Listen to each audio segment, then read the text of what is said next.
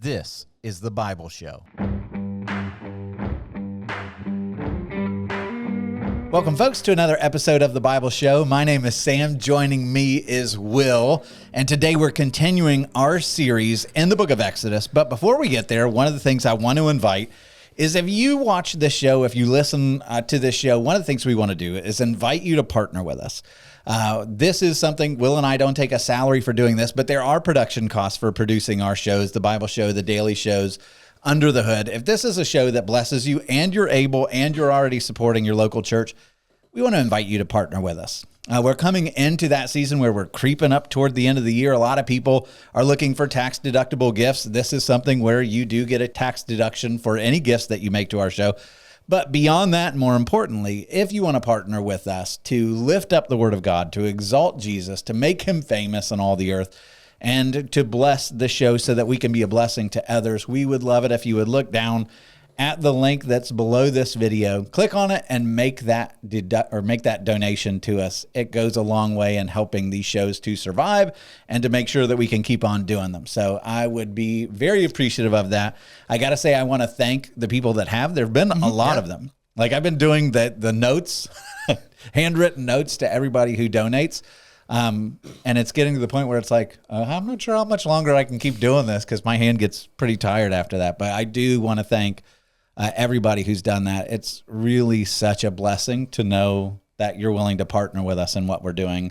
And it's a huge privilege for us to be able to do this every week. And if that's not possible for you right now, what also helps us if you just click the subscribe button. Just right there on YouTube. Man, that's violent. Subscribe. Violent subscribing. I think Spotify has a follow button. Follow. Do it. And all right. Hopefully they put a button here so I'm not just pointing into midair. Yeah, and share these things. That helps us too. All the algorithm little techniques and everything else, that's real super helpful too. So, jumping in, we're in Exodus 4 to review how we got here. You have the Israelites that are enslaved. You have Moses that's spared from, being killed as a newborn baby. He becomes the prince of Egypt at 40. He is going to try to lead a revolution to free the Israelites, but they reject him. They tell Pharaoh on him, and so he's got to flee from Egypt for his life, runs out into the Midianite wilderness, is going to marry into a family. He's a shepherd for his wife, Zipporah's father, for 40 years, and he's out in the wilderness as a shepherd. And last chapter, what happened? Burning bush. The burning bush, where God comes to him and says, you're not walking away from me. Yeah, like, you're my guy. You're my guy. I'm calling you back into ministry. And that's one of the things one of the aspects of Moses that I really want to focus in this chapter as we go through it is just, you get a sense that Moses is wounded in ministry. Like, he's been hurt. Obviously, they didn't want to follow him when he put his neck out on the line in the last season. And when he's 40 years old, he's got to walk away from everything he'd ever known. But you get a sense that Moses may have walked away from the covenant altogether. Yeah. And we're going to see that as it unfolds. You're going to see pictures of how God gets angry at his saints, how God gets angry at his own people. And some of these are jarring. There's some passages in today's chapter 4 that are like, whoa, what do you do with that? But where I want to start is, why does God bother with this anyway? Like, we talked about this a little bit last week, where you have these bizarre paradigms where God is really, really powerful. He's transcendent. He is the God of being. His ground is too holy for you to walk on with sandals, all that kind of stuff. And yet, he chooses to come to Moses, this kind of burnt out, wounded follower that's maybe hanging on and is a little bit disaffected, who's got lots of wounding, and God's coming to him saying, you're my guy. There's millions over here. There's lots of other Could have picked anyone. I'm coming after you because I'm not letting you go. And the question is, why does God choose to use us when he could do it far more efficiently on his own? And we talked about this in the last episode, but the goal is not for us to be comfortable in this life. The main reason why you're made is why. What's the main purpose of your existence? To worship God, to glorify him. Yeah. In the Westminster Confession of Faith, which is one of the old documents in our denomination that we look to, it's to glorify God and enjoy him forever. And that's kind of a fun thing to think about, that your chief purpose is, one, yes, to glorify him, but you glorify him most by enjoying him forever. Very Piper of you. That is Piper. I'm totally stealing it. But that's the idea. Like, if you think about that in terms of, like, you love your kids, when are you most thrilled? When do you feel like, this is awesome, I'm killing it as a father? Like, this is my moment. When is it? Do you ever feel that way? I do. Okay. Sometimes. It's brief and rare. Hopefully that catches up to me. But no, they come. Like, you see it on like a Christmas morning when it's like your kid is just utterly filled with joy, or when, mine are still little. So when she sees me across the room and just runs to me, like, that's the moment where it's like, oh. Why? I think she enjoys me in that moment. There's joy in that. You mean the world, right? It's like the difference. I used to use this as an illustration, and I like it, and I probably have used it before a bunch of times. But it's like, when you have little kids and they come out after, Sunday school at church, and, they painted a picture, crayons or whatever. You're not excited by the picture.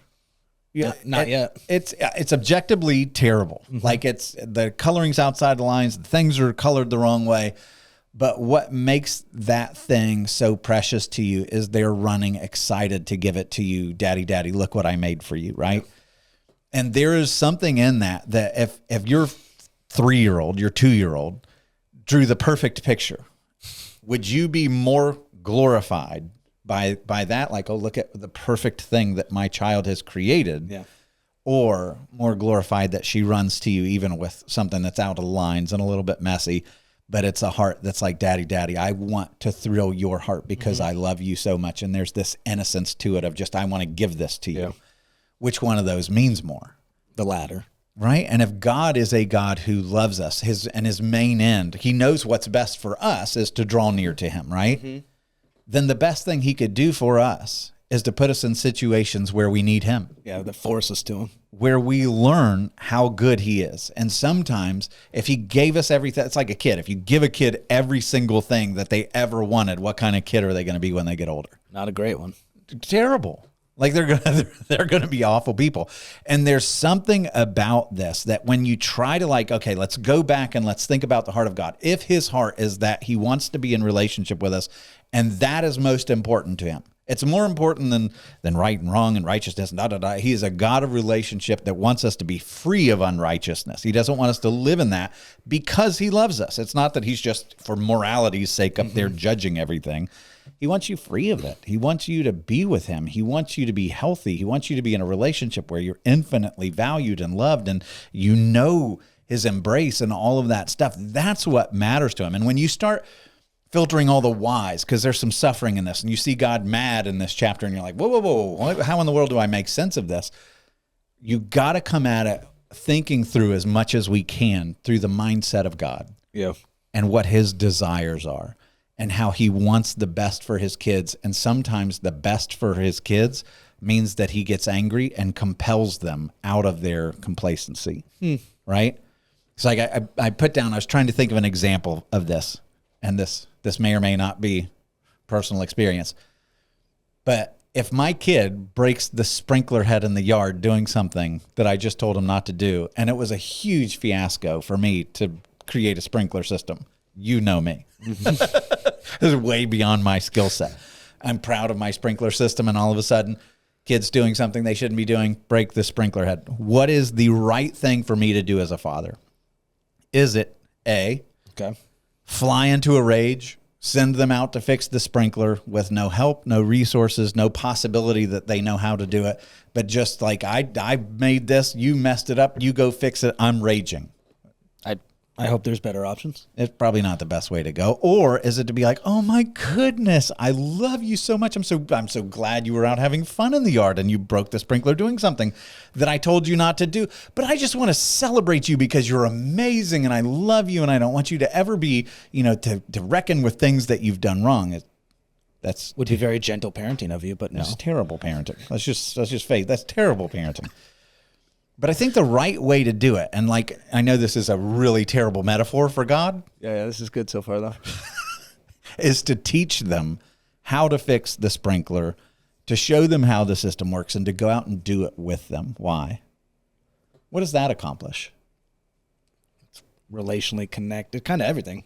you're not angry at your child. That's always a good place to start. It's connecting. It's doing it together. It's actually learning and fixing what you broke is an important thing in this world. Yeah, and you're learning the consequences of things that you break. It's not pleasant to go out and have to dig and to do all that stuff. And actually, it grows us closer together in a relationship. Like, there's so much of that going on here. And that's the most important part, is that it's, even in the mess, it's actually growing the relationship with the Father. There's consequences. They're not going to be, God's not going, all right, fine, you just broke sprinkler systems, keep doing it. High five. Yeah, like, that's not good parenting. But doing it with you and being like, hey, I'm going to walk with you, but I'm going to show you how this works, so that, one, we grow closer together, but you're also going to experience some of the consequences of your own actions. Like, have the mindset of a father as we go through this chapter. And one of the things you're going to see, and this is, I think, one of the major themes of this chapter, is Moses. God is coming to Moses being like, I haven't given up on you. You're my guy. I want you to be the one who delivers the people from Pharaoh in Egypt. Let's go. And Moses, every time, is just going to be like, objection. Not your guy. Objection, objection, objection, objection. And they might be legit. There might be some authenticity. That was a weird way to say that. Authenticity in this. But I want to start, but let's go back to last chapter, right? Okay. God comes, says, I'm going to send you to Pharaoh that you may bring my people, the children of Israel, out of Egypt. Moses launches first objection. Who am I? Who am I that I should go to Pharaoh and bring the children of Israel out of Egypt? Right? So the first thing he does is, I'm not qualified. Yeah, I used to be a prince. Maybe if you had shown up 40 years ago when I tried this, maybe then it would have been good, but now I've lost all that. I have no money. I have no independence. I have no power. I have nothing. I have no army. Like, now you want me to go? Like, who am I? Like, I've lost every qualification that I would have had you shown up 40 years ago.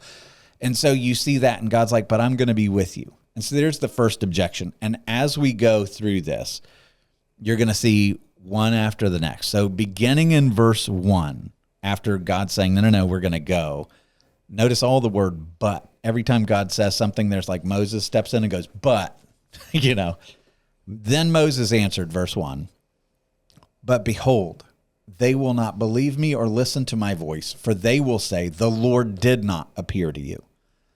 What's at this objection? They're not going to believe me. Yeah, I've tried this. I've tried this before. Remember, like, what did they say? I said, I killed the Egyptian. And what did they say? Who made you ruler and judge over us? In other words, by what authority do you do this? They're not going to listen to me. They didn't listen to me 40 years ago. I'm not going back to those people. And there's something in ministry, like, I just pause and personalize this for a moment. Like, how many times in ministry do you see failure after failure after failure, or somebody who just keeps running against your advice right back into the same pile of vomit? And you're like, stop. Like, this is not good for you. You end up in the same place every single time. Like, okay, I'm done. I'm out. I don't want to do this. It's too painful. It causes too much drama for me. I'm walking away. And I think that's where Moses is here. Like, they're not going to believe me. Like, one, who am I? Yeah, great. You could do it. You're God. They're not going to believe that you're with me. They're not going to believe anything that you've told me that I'm relaying to them. Like, you're saying, you're promising that you were with their fathers and all that. That's where chapter 3 ended up. They're not going to believe me. And so you hear this wound in him. And I think this is an interesting part to remind myself, like, this is still the burning bush scene. I know we technically did the burning bush last week, and we have a chapter break. We're still there. Conversation, So he's still talking to God as the burning bush is happening, which is interesting as we put it up against all of his objections. Like, he's seeing the supernatural thing. He's still like, I don't know. Yeah. I just don't. I don't see it working. I don't see what you got here, God. That's right. And so in all of this self-doubt, like, I'm not going to convince them. They're not going to believe me. Who am I? Like, God has answered that. Moses is flying right by it, like, not accepting the answers. And so the Lord says to him something interesting. He says, what is that in your hand? What do you take? What do you take away from that? Like, God is saying, what do you got? Yeah. Whatever you got. I can use it. You got a staff in your hand. All right. That's going to be the way that I show and validate you. You had an objection. Who am I? My answer is, I'm going to be with you. Don't worry about who you are. Think about who I am. Answer to objection 1.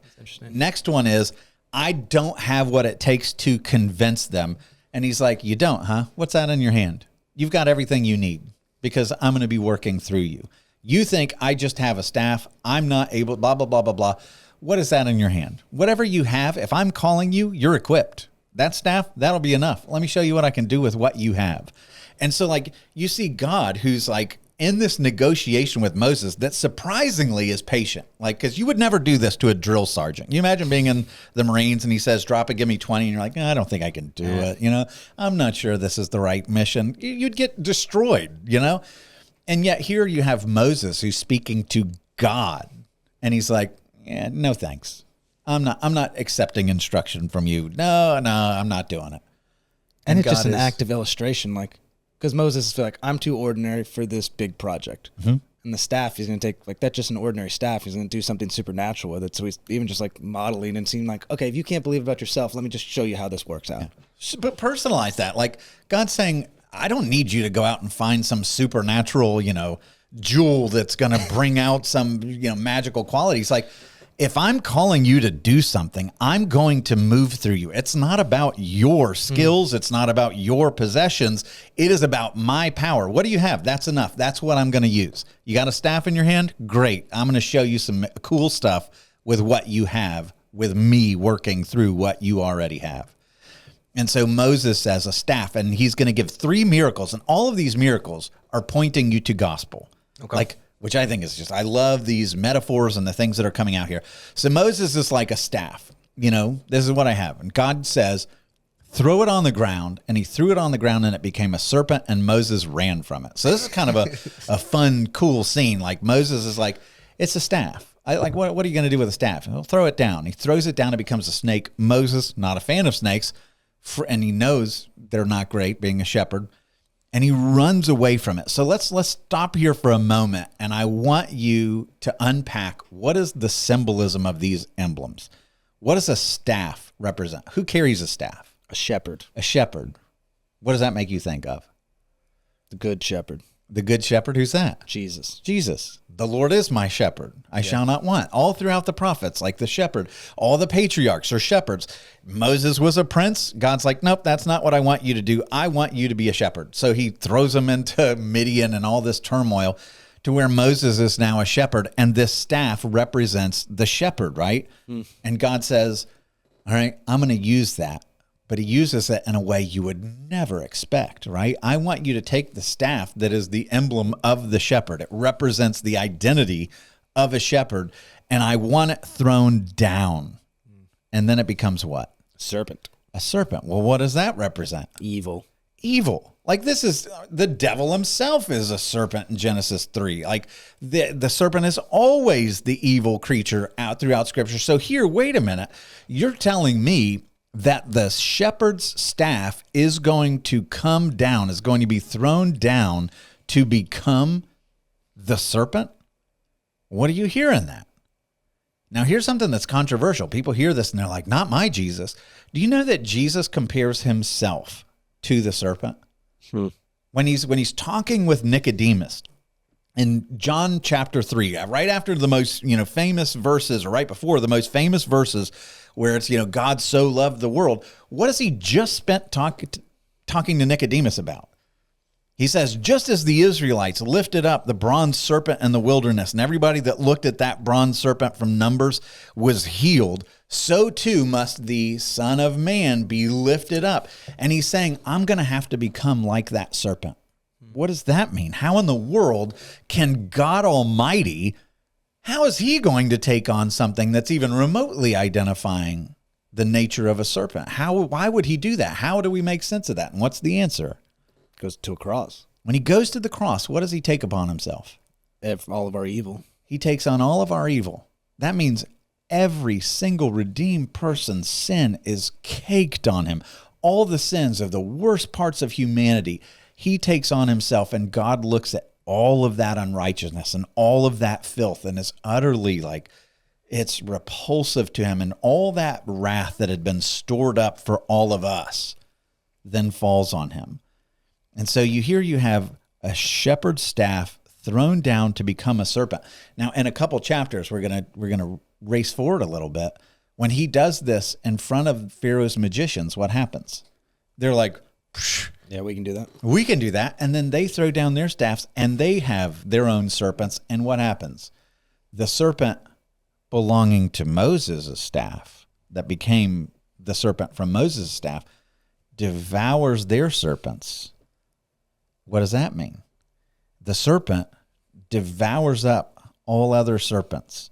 And then what happens? Listen to then the Lord said to Moses, put out your hand and catch it by the tail. So he put out his hand and caught it, and it became a staff in his hand again, that they may believe the Lord, the God of their fathers, the God of Abraham, the God of Isaac, the God of Jacob, has appeared to you. And so you put this all together, this really weird demonstration of a miracle.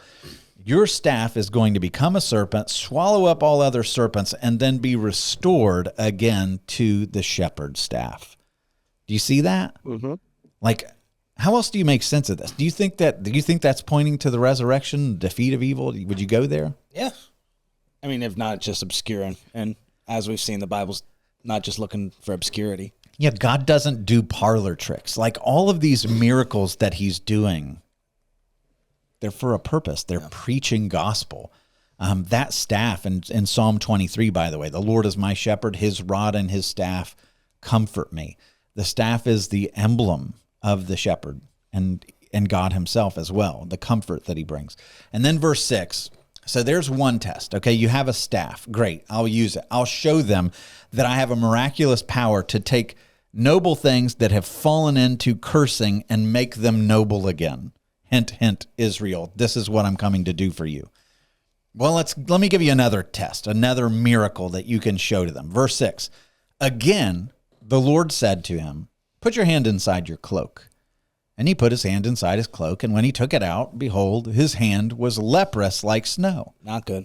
Why would you do that? Like, what in the world? Like, is God just like, here's another trick, Like, no, it's not a parlor trick. Like, he's teaching something. Why not just say, your hand, bam, leprous as snow? Why say, I want you to take your hand and put it inside your cloak, and then he pulls it back out and it's leprous. Now, to understand this, you have to understand leprosy in the ancient world. Terrible fate. What happens to you if you are a leper in the ancient world? You're booted from everything, and then you die alone. You're exiled. Like, think about what the Israelites are going through right now. Like, they are exiled in a land that's not their own.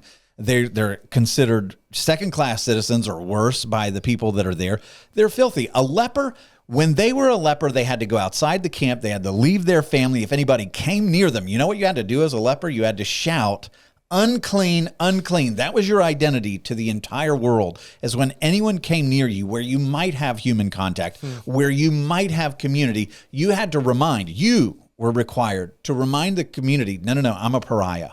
I'm defiled. I'm unclean. You can't come near me because this brand of leprosy and skin conditions is contagious and it might destroy the whole community. Like, I'm so vile that I need to be kept away from everyone else. And this is what God does. Like this really contagious, dangerous thing, take your hand, put it next to your heart. Take it back out. It's got leprosy, which means what? It's dead. What was contagious? Oh, it's whatever you touched. Yeah. This means spiritually, like your heart is diseased, right? Yeah, I could have just said, bam, your hand is leprous. But he's like, no, object lesson, put it next to your heart. Now it's diseased. You get where I'm going with this? And so how can you be healed from that? You got to know that Moses in this moment is like, oh my goodness, my life is over. I'll never see my kids again. I'll never see my family again. I've got leprosy. Like, I've got to forfeit everything that I am again. And then God says, what? Put it back inside your cloak. So he put his hand back inside of his cloak. And when he took it out, behold, it was restored like the rest of his flesh. You see the resurrection again? Like what happened in the first one? Staff, healthy, good, representing the shepherd, thrown down to become something utterly hideous and terrible, a serpent, restored again, resurrection. Hand, healthy, put next to your heart, becomes leprous. God's word comes forth to command healing, and it's a resurrection again, right? And so he's like, do you see what's going on here? I'm taking that which is considered forsaken, and I can bring redemption even to that. These are going to be my signs to you, Moses. And by the way, Moses, how do you feel like your own life is going? Can you see who I am and that I have a power to bring about those kinds of redemption stories and that resurrection, like, don't just let it be a sign for them. See who I am. See the power that I have to bring about resurrection and transformation in you. And it's one of those times it seems like God's telling these are the signs for these people, but actually, like, Moses needs it first. It's like so often in our lives that sometimes while we're trying to, when you're trying to learn how to share your faith, maybe you just needed that nugget for the day. Or even as we do this podcast, like, it's meant to be listened to, but most of the time we're just sitting here enamored by the word ourselves personally. Like, I needed this today. Yeah. And it seems like that's what's going on with Moses. Like, I know these are signs for the people, but you still don't really believe yet, as I can see. So take a look at this. And again, like we talked about this last week, how you mentioned how important it is to turn aside and to account for God's movements in your life. Like, when he shows up, notice it. Like, and it's the fact that he noticed, turned aside, and came toward that God's like, okay, now because I've seen that you turned aside and came to me, now here is some amazing stuff for you. The same's true. Like, we get signs like this. They might not be the miraculous nature of, a staff turning into a serpent or whatever, but we've got some pretty incredible resurrection stories in every single one of our lives where we've been at points where it's like, this is hideous, awful. Like, how could this possibly be redeemed? And then God does something with it where it's utterly redeemed and made to be beautiful. Like, my life is filled with those stories. That's what it's like. God's like, I want you to keep your eyes fixed on that part of my nature. When I'm calling you to do something difficult, I want your mind to be confident that I'm the God that brings about resurrection out of defilement. I'm the God who brings people home from exile. I'm the God who cures. I'm the God who heals. I'm the God of happy endings. And then he's like, okay, I gave you two of them. I gave you two pretty incredible miracles that should be blowing your socks off. Like, if I saw these, I would feel like, wow, to thank you for healing me. Verse 8, it says, if they still will not believe you or listen to your first sign, if they may believe the latter sign, if they will not even believe these two signs or listen to your voice, you shall take some water from the Nile, pour it on the dry ground, and the water that you shall take from the Nile will become blood on dry ground. Now, what is this about? Yeah, this seems weird. This is weird, right? But in Egyptian culture, the Nile is the emblem of life and fertility, right? It's the water. Everything about it, the crops, everything that comes forth in Egypt, whether there's grain, whether there's cattle, all the things, everything depends on the Nile, right? It's synonymous with life. And he's like, go scoop some and pour it on the ground, and it will become blood for you. In other words, this first public miracle that Moses is going to do in front of Pharaoh eventually is to transform water to blood. What do you hear in that? The first miracle of Moses before Pharaoh is to turn water into blood. What do you see in the New Testament? What's Jesus' first miracle? Mm-hmm. It's water into wine at the wedding of Cana. But this is also interesting because you jump to John 2, and where does that water come from? It says that you are to fill up 6 stone jars for the rites of purification. In other words, these are religious barrels of water that are set aside for cleansing of people so that they can worship God. And he's like, no, I want you to transform that water into wine, which is the emblem of blood. Why? Because it's the blood that cleans. It's the blood that brings forth life. It's the Nile. That is not ultimately what brings forth the ultimate life. I'm going to show you blood does. And so all of these miracles that God is giving to Moses, I think he's preaching here. Yeah. I think he's, foreshadowing the gospel. And so, like, if you're Moses, like, and you don't know the rest of the story, what are you waiting for? Like, you're waiting for Moses to be like, cool, like, wow, if you could do this, just imagine. Why am I worried? That's right. But the next word is but. And it's like, dude, another objection's coming.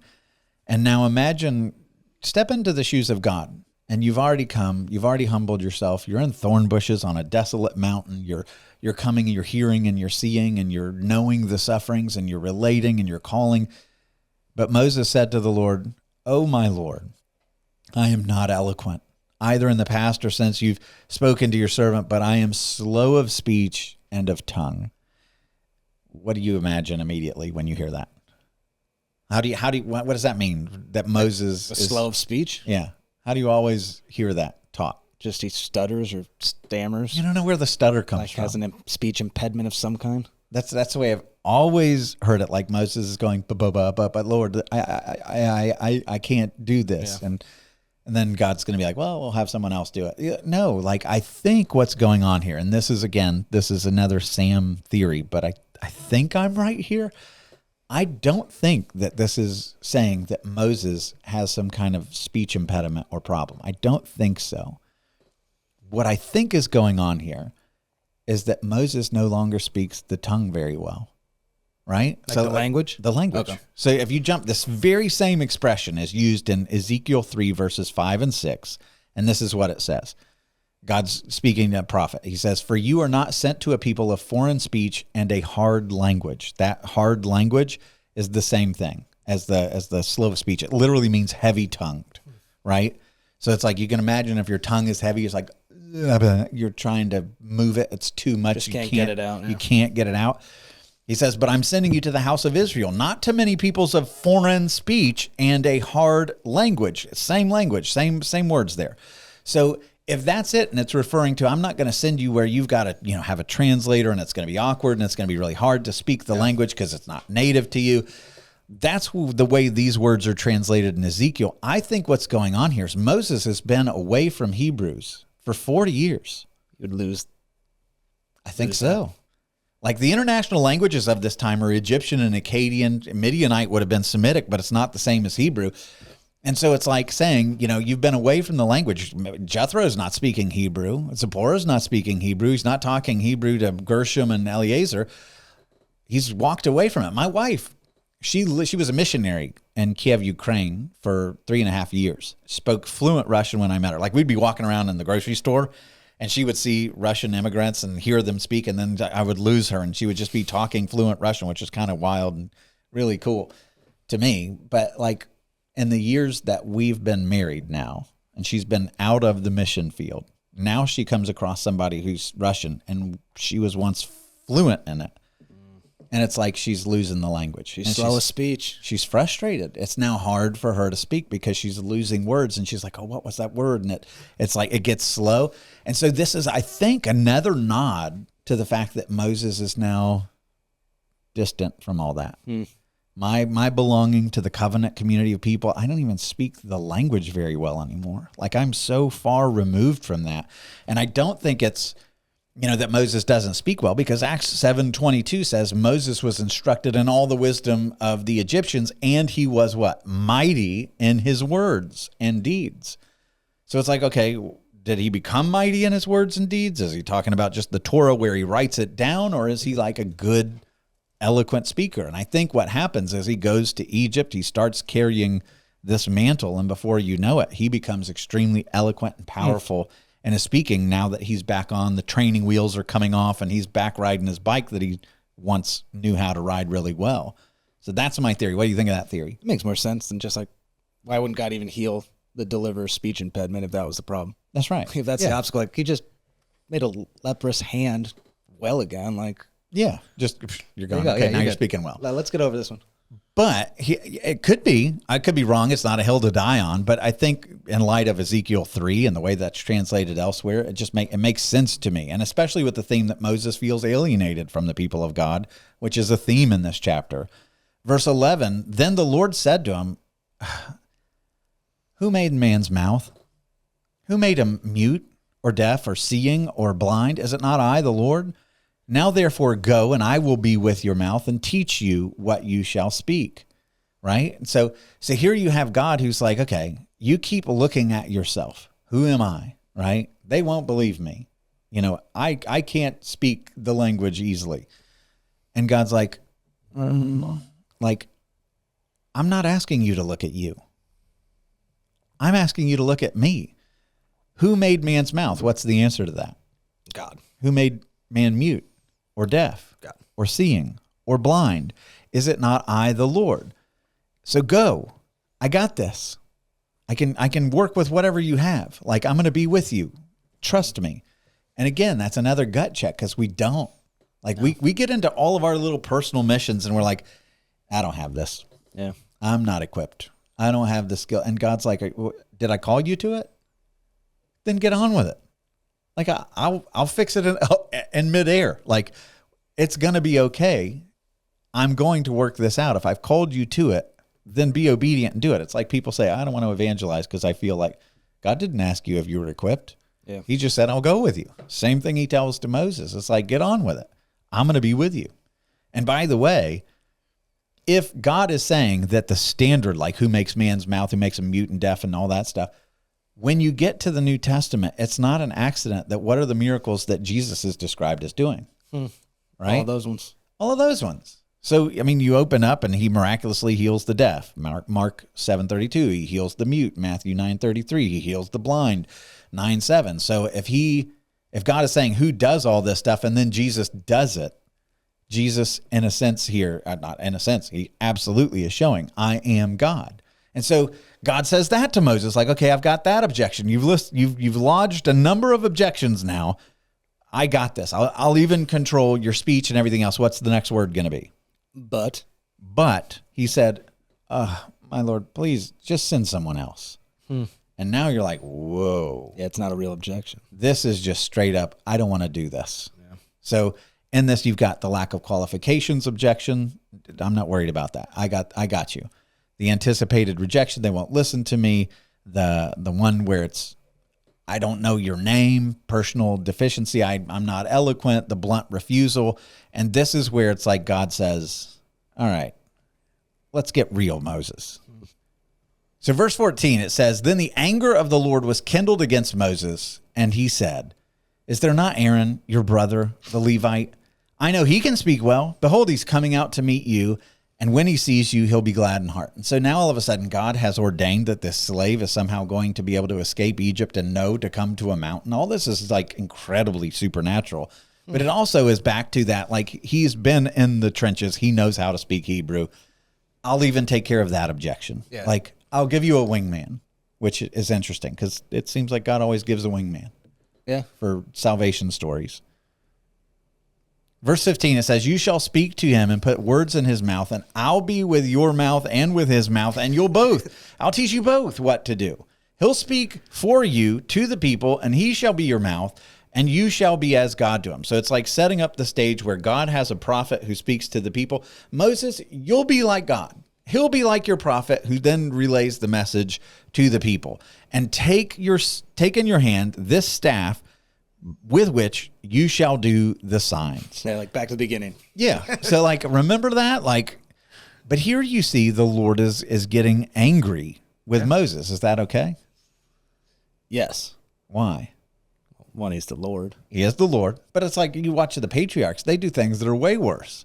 Yeah. They go way more wayward. And it's like God is patient with them for days. One of the questions we got in our comments was, how in the world is it okay for the Lord to be angry with Moses like this? It feels like a change. Like you're like, whoa, you're the intimate guy that draws near and enters into our sufferings and you're relating and everything else. And now all of a sudden it's like, boom, you're angry. Mm-hmm. How do you deal with that? Yeah. Like how far is too far? Like what is the line? Yeah. And it's like there's some element where God's he will not be mocked. You're not just going to talk to him as if you can dismiss him or walk all over him. Like he is patient for days, and yet there is a just wrath in him where it's like, hey, well, let's get serious for a moment. This is not okay. And the other part of this is where he's patient with the patriarchs. They're a little different than Moses. How? Because Moses is being called to lead. Yeah. He's being called to be the founder of a nation. He's called to be the federal head of all of Israel. And here he is showing massive amounts of unbelief outside of God's covenant, rejecting the call. And God's like, that cannot be in leadership. And so he gets real with him. And I think when Jesus got angry, it was on behalf of people being taken advantage of at the temple. Mm-hmm. And here we have God being angry with Moses because he won't deliver God's people in this moment. He's thinking about all the people who are suffering right now, right then, and Moses is just prolonging this whole thing. So God's like, no, my people are still enslaved, and you are going to be the one, so let's do this. Mm-hmm. And you see that, by the way, and the fact that he's like, hey, Aaron, I'm going to bring your brother. And Moses should have, at that point, been like, oh, man, yeah, my brother is enslaved. Yeah. My brother's suffering. Miriam is suffering. And instead, Moses is he's so wounded or whatever this is that he's like, I'm not going. I don't care. Figure it out. I don't want to do this. Please send someone else. Even for the sake of my own family, like I just don't want to go. And after this, when God comes, and sometimes when God is looking to accomplish his ends, your opinion doesn't matter. You know, he's going to force his agenda. He's going to accomplish his mission. And sometimes it's going to come with what feels like God laying down consequences on you, God getting serious with you. I felt that before, and it's out of love that he does that. Thankfully, he doesn't just leave me in my own stupidity. So verse 18, it says, Moses went back to Jethro, his father-in-law, and said to him, please let me go back to my brothers in Egypt to see whether they're still alive. And even there, that reveals something about Moses. What's the mission? That's not the mission. That's not the mission. But why does he say this to Jethro? Just let me see if all I want to do is see if they're alive. I mean, I would do it just to manage expectations. Like, I don't want to tell you this big dream that God's given me, and then if I actually fail at it, I have to come back with my tail between my legs to my father-in-law. That's a good point, yeah. Or, like, is it that you're afraid Jethro is going to be like, you're absolutely not in my family about to take on Pharaoh. What would that do to us? Are we going to be seen as enemies? Maybe he's managing. Yeah, you're going to take my daughter back to that place? Yeah. There's a lot that could happen. Which I don't think so, but I think part of this is Moses doesn't believe. Like, yeah, you've cast a big vision, and it's not even so much managing your expectations as I'm not sure it's safe to believe. I remember how painful it was when I laid myself down 30, 40 years ago to do this, and nobody showed up. In fact, they betrayed me. That alienated me out of my whole life and identity, and it was so painful. And now you're calling me back to that. I'm almost scared to believe. So you know what? I'm just going to see if they're still alive. That's about what I'm ready to believe right now. And Jethro said to Moses, go in peace, right? Verse 19, it says, the Lord said to Moses in Midian, go back to Egypt, for all the men who were seeking your life are dead. So Moses took his wife and his sons and had them ride on a donkey. Now, there's something interesting about patterns with donkeys. Okay. It's kind of cool. Anytime you see a donkey show up, somebody's coming on a donkey, you know deliverance is about to happen in the Bible. So like Abraham and Isaac, donkey. There's a big act of deliverance coming. Moses goes to Egypt, donkey. King David comes to the battle scene on a donkey. It's a sign of humility. Solomon, right? David's like, before he can be coronated as king, he needs to be on the donkey. And the son who tried to take the throne by force, Adonijah, he comes with horses and chariots. Bad king. Nope, don't want him. Saul, a whole chapter in 1 Samuel is devoted to Saul not being able to find his donkeys. I can't remember which one. I think it's 1 Samuel 7 maybe. Why does it spend so much time telling us Saul can't find his whole chapter with him searching for donkeys? Why is that? Yeah, I don't know. It's because if you don't come on a donkey, you're not it. Well, guess who comes on a donkey? In fact, there's prophecies about it in Zechariah. Like, he's going to come to you gentle and lowly riding on the donkey. Like, what is that? He's not coming militant. He's coming with humility. He's coming with peace. He's a commoner. Like, there's all this symbolism going on. And so Moses is getting on the donkey with his kids, and they're setting out for Egypt. And he took the staff of God in his hand. And the Lord said to Moses, when you go back to Egypt, see that you do before Pharaoh all the miracles that I have put in your power. And here's one of the most troubling verses in Scripture that you're going to see repeated in Moses' life. But I will harden his heart so that he will not let people go. Why is that problematic? Because God's doing the action that stops Pharaoh from letting the people go. Yeah. I will harden his heart so that he will not let the people go. And you look at this and you're like, there's some of the passages, like half of them are Pharaoh hardened his heart, and then the other ones are like God hardened his heart. But there's something that happens that when God withdraws from a person, and this is the way I've heard it explained before. It's like if you're messing around with Play-Doh, like, and you're interacting with Play-Doh constantly, it says stay soft. Like you can move it around, do all, but you leave it sit for a while. What happens to Play-Doh? Dries out, it hardens. It dries out. So it's almost like how does somebody become hardened? God withdraws. He doesn't have to say be hard or whatever. It's by not interacting, by not extending common grace. The natural proclivity of man's heart is to become stone. And so I've heard that explanation, which I think is apt. Because that goes along with Saul later in the Old Testament. That's right. When God withdraws his favor and anointing. He lost it. Yeah. You become a stone. You become hard. Your heart is no longer pricked. Your conscience, you lose it. You become hardened. But beyond that, there's something cool that is the Book of the Dead, which is like the Egyptian Bible, is written in 1550 BC. So it's right before Moses. Okay. So a century or so before Moses.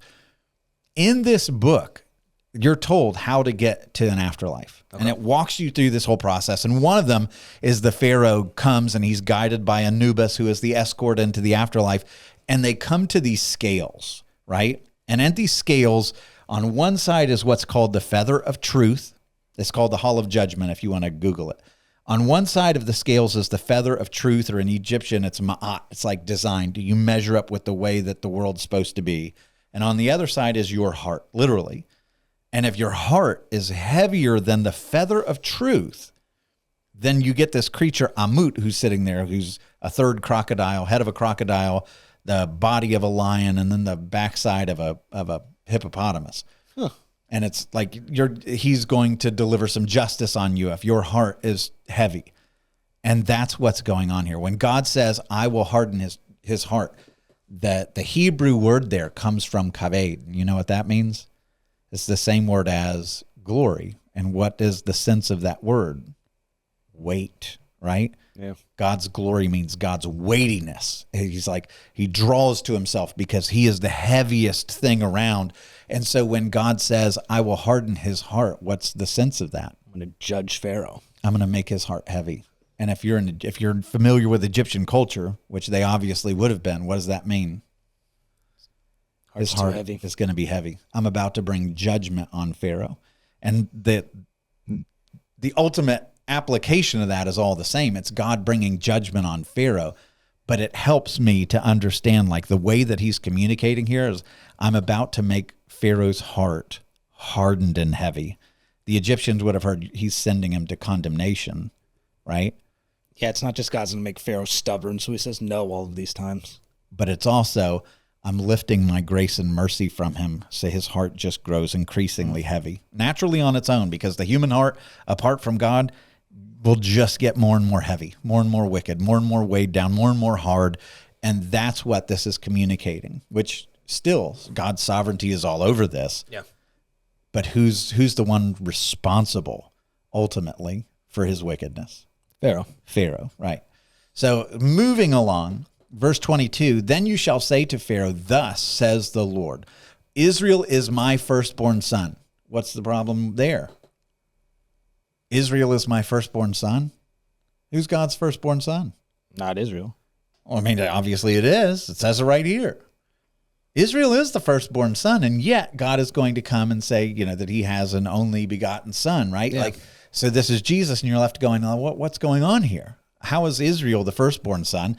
But then the Bible will come and it'll give all kinds of firstborn titles to Jesus, right? He's the firstborn among many brothers. Romans 8:29. Colossians 1 says Jesus is the firstborn of all creation. He's the firstborn from among the dead. Hebrews 12:23 says the church of Jesus is the assembly of the firstborn, meaning Jesus. And so the Bible comes and says, Israel is my firstborn. And then the New Testament comes and says, Jesus is the firstborn. Which is it? Yeah. And the answer is yes. Because guess what? When Jesus comes into this world, guess what he's on a mission to accomplish? To pick up everything that Israel failed at. God comes to Israel and says, this is my law. This is what you have to fulfill in order to find life. And what did they do? Messed it all up. They blew it at every turn. They messed everything up. They couldn't not sin. They turned away from God. And so what does God have to do? Even though he is God, the Trinitarian God, what does Jesus, the Son of God, have to do? He steps into the world and takes on flesh as one of them. He becomes an Israelite. He becomes the true Israel, the only one in the whole nation and the whole covenant people, the whole bloodline that says, let me carry that mantle. I'll become Israel for them. And then think about all the things that happen in the life of Jesus, because this is not an accident. Israel's firstborn son, Jesus' firstborn son. He takes the mantle and says, I got this. What is Israel? 400 years of prophetic silence before they come into the world. Jesus, the true Israel, 400 years of silence from Malachi to Matthew, he comes into the world.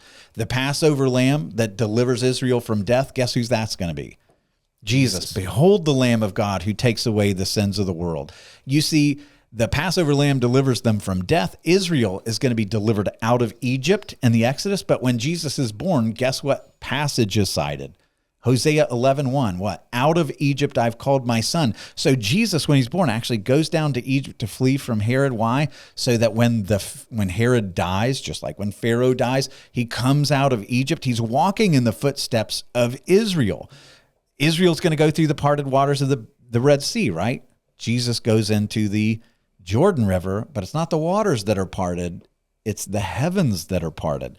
So he's walking. What's next? You see Israel is called to organize into 12 tribes. What does Jesus do? 12 disciples. He gathers the 12 apostles. Israel wanders in the wilderness for 40 years facing all kinds of temptations. What does Jesus do? He spends 40 days in the wilderness facing temptations. God feeds Israel with manna from heaven. Jesus says, no. I am the bread from heaven. I am the bread of life. God provides water from the rock for thirsty people in the book of Exodus. You have Jesus who comes and says, I'm the living water. 1 Corinthians 10 says that he is the spiritual rock that was with them in the wilderness. Israel receives the law on Mount Sinai. Jesus gives the Sermon on the Mount expounding on the law. The old covenant's written on stone tablets. Jesus has come to make sure that the new covenant is written on human hearts by the Holy Spirit. God dwells among his people in a tabernacle. God comes dwelling in a tabernacle of human flesh, the living God among us. Israel had priests. Jesus comes and says, I'm the perfect high priest. Your priests failed. I do not. Israel offered up continual animal sacrifices because none of them could take sin away perfectly. What does Jesus do? Hebrews 9 and 10, he is the once and for all time perfect sacrifice. Israel is sent into exile for covenantal unfaithfulness. Jesus goes into ultimate exile on the cross. Why? So that his people can be brought home to God.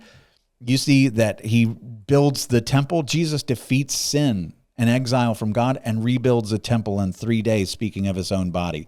Israel was commanded to bless the nations. What does Jesus do? He comes and dies to bring in the Gentiles to himself so that they can be part of Israel, the covenant.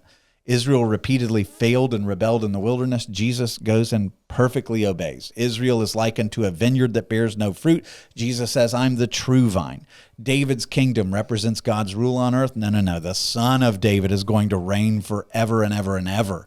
Israel longed for the promised land and a place of rest, but none of them could. Hebrews chapter 4 says Joshua tried to bring them rest and couldn't. Jesus offers an eternal kingdom, the true and final rest for God's people. You look at all the little details of Jesus's life, and it's like he's walking in the storyline of Israel saying, they failed, I got this. It's mine. I'll be the perfect priesthood. I'll be the perfect temple. I'll be the perfect sacrifice. I'll give the perfect law. I'll be the perfect covenant.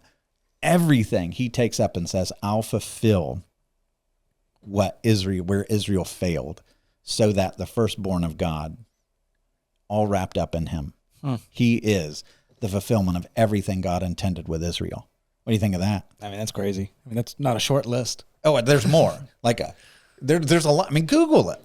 You could find, the studies on this are so profound. And when you see them lined up, you're like, oh. Wow. Yeah. Wow. Like he literally stepped in because Israel couldn't. The people of God, the people of faith could not fulfill it. So he says, I'll take on flesh. Put it on me. I'll be Israel because Israel couldn't. And the Bible speaks of him as being Israel. So now you get to probably the craziest part of this whole chapter. Then you shall say to Pharaoh, thus says the Lord, Israel is my firstborn son. Okay, so Israel is my firstborn son. It belongs to me, right? My firstborn belongs to me.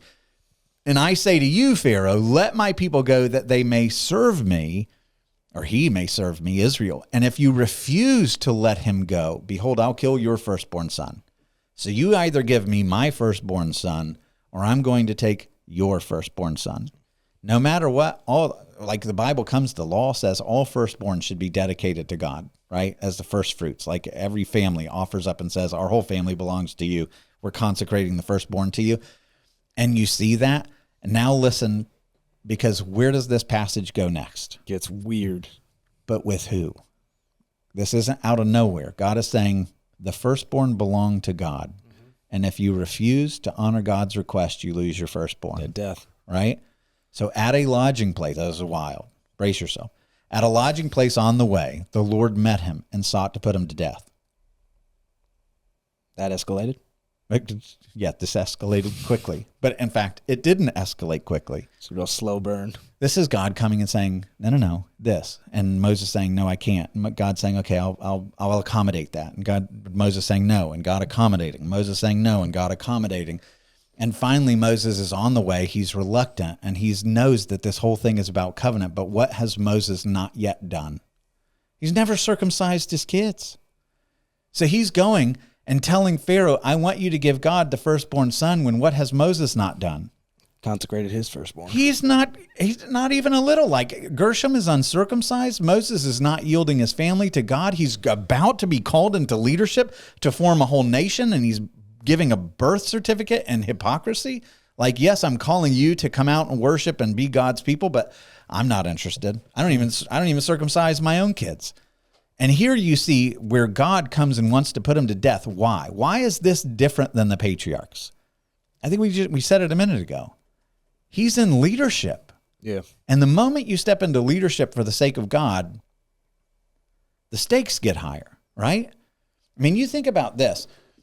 If I'm an individual Christian and I'm stumbling around and I'm messing up and everything else, that's not great. Like, I'm shaming the name of God that I take as a title as a Christian. Like, that's not a good thing for me to do.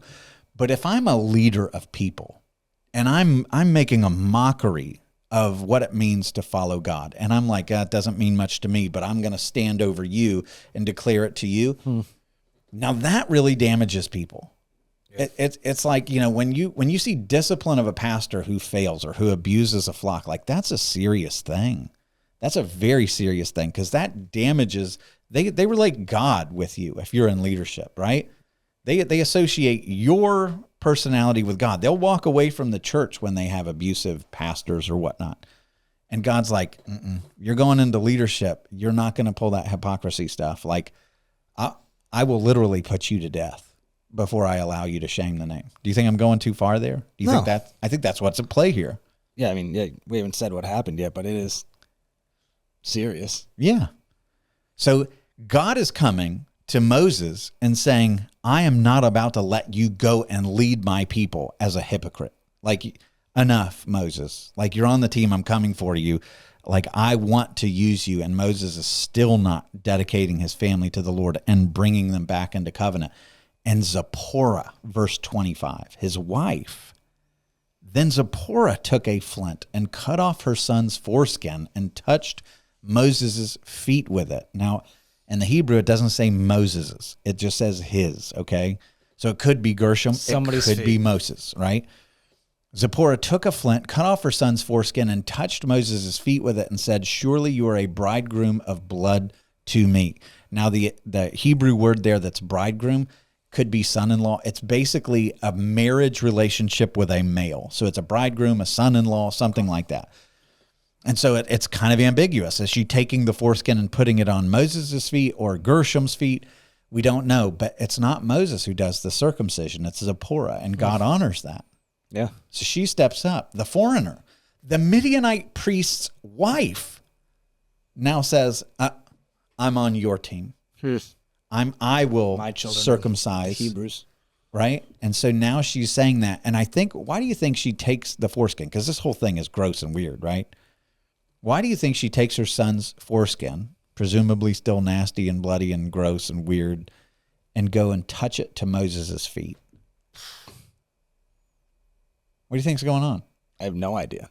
It's just bizarre. What is the only thing that you know about Moses' feet so far from this passage? That he took off his sandals at the burning bush. It was on holy ground. Your feet have been anointed. You've become a priest. If she knows that, that's what I think it is, right? The Egyptians, when they're called into priesthood, they can't wear their sandals when they're serving. Yeah. And so when she cuts the foreskin and comes and places the foreskin at his feet, I think the custom of the day is, Moses, you're a priest. You've just been called by Yahweh to serve him. Foreskin, circumcised, weird episode, but takes it and puts it at his feet. I think what it's saying is, this calling is serious, and our family is now with you, and now our relationship, rather than it being, one that's strained, where I'm the daughter of a Midianite priest and you're this estranged person from your covenant community. We're all on the team. Everybody in our family is now submitting to this calling, which the only action you've taken so far is to take your sandals off, to stand on holy ground, and those feet represent a calling. I think that's what's going on here. What do you think? It makes sense more than just, we don't know, which is what most people do. Most people are just like, that was weird. Yeah, I don't know, but that makes sense to me, knowing that those things are true about Egyptian culture and everything else. And so because she stood up and did the thing, Moses still hasn't done it yet. Yeah. Which is like troubling. He's going, he's getting the donkey, he's on his way. He didn't even think of the need to do this, it seems. Not a concern of his. His mind. And somehow they understood that God was really getting upset. Like, do this. She knows to do it. She knows that there's some ominous, like, I've had it. This is, my patience is wearing thin. Like, you're not about to lead. And we don't know. Like, when we hear put him to death, it sounds like he's coming behind him with a gun or a knife or something. That literally means caused him to die. So it could have been like Moses is going to drop dead of a stroke or something. But anyway, verse 26, so God let him alone. It was then that she said, a bridegroom of blood, because of the circumcision. And so now Zipporah and Gershom and the children are now grafted into this covenant. And Moses is finally, his family is finally being brought into the covenant. Yeah, you don't imagine, at least I don't, you don't imagine the whole family coming along with Moses for this mission. Mm-hmm. You forget that this passage is here where it's like, no, this is an all-in thing for a family. Yep. And there's something interesting about this, because this is a deal in Midianite culture. One of the things we know about, because they practice circumcision, okay, but you didn't get circumcised until you reached the age of marriage or puberty. What a terrible time. Right? I know, right? That's kind of weird. I'm guessing it's maybe after the wedding. I don't know. That's pretty bad. I hadn't even thought of that. But that was the age at which you were circumcised. And so at this moment, Zipporah is saying, I reject our customs. I'm now committing Gershom to Yahweh. And that is enough for Yahweh to be like, all right, let's continue along, even though Moses is still apparently dealing with some bitterness. So verse 27, it says, the Lord said to Aaron, go into the wilderness to meet Moses, which is just kind of cool. Like, you imagine Aaron, you don't know anything else. You don't know all the backstory going on here. Just go into the wilderness to meet Moses, and apparently he guides him, because you don't just go into the Sinai wilderness and be like, oh, that looks like the mountain of God. Yeah. So he went and met him at the mountain of God and kissed him. And Moses told Aaron all the words of the Lord, which he had sent him to speak, and all the signs that he had commanded him to do. All this has to be miraculous. And then Moses and Aaron went and gathered together all the elders of the people of Israel. Now, what's the last thing we know about all the people of Israel? What are they doing? They're crying, right? This is the end of Exodus 2. They're crying out to God, deep bitterness. And now all of a sudden, Moses and Aaron show up. And Aaron spoke all the words that the Lord had spoken to Moses and did the signs in the sight of the people. And the people believed. And when they heard that the Lord had visited the people of Israel and that he had seen their affliction, they bowed their heads and worshiped. And you just kind of wished they stayed that way. Yeah, like the end. Right. But they hear this, and it's like where Moses has every excuse in the world to say no, no, no, no, no. When they get there, it's like he did hear us. Like, he's come to us in the middle of our pain. He's showing up. Like, this God is amazing, and they're bowing their heads. They're absolutely believing that he has come to redeem them. And this time, unlike last time, they're ready. At least they think they're ready to see this battle between Yahweh and Pharaoh start to unfold. But the first test, they're excited at first. They're excited for a moment. It's like Jesus coming into Jerusalem and everybody's going, hooray, Hosanna, son of David. Everybody's excited. And then things don't go the way they expected. A couple days later, he's by crucified. The end, they're yelling, crucify him. And it's like, whoa, what happened? Like, I thought you were good with this. The same thing's going to be true of the Israelites back then, where it's like they're ready to be saved. But when the salvation comes through a path of suffering and hardship, then it's anger and bitterness. It's the way we all are. It's what we all do. So what do you think? Another wild one. Yes, this is a wild one. There's a lot of questions in here. And so this chapter, at the end of the day, you're coming out of Exodus 3 where you see this patient God who draws near, who is in the midst of the sufferings, who's humble and at the same time transcendent, but he's drawing near in all the sufferings. And then in this chapter, you read things like, he grows angry, or he's, sought to put Moses to death for his disobedience and hypocrisy. And you're like, yeah, whoa, what do we do with that? And there's something that the modern church really struggles with. One, God toward his covenant people is faithful. No one can snatch anyone out of his hand. Your salvation is secure. God is not going to walk away from you, But at the same time, there is a very real sense in which the holiness of God needs to be honored and revered.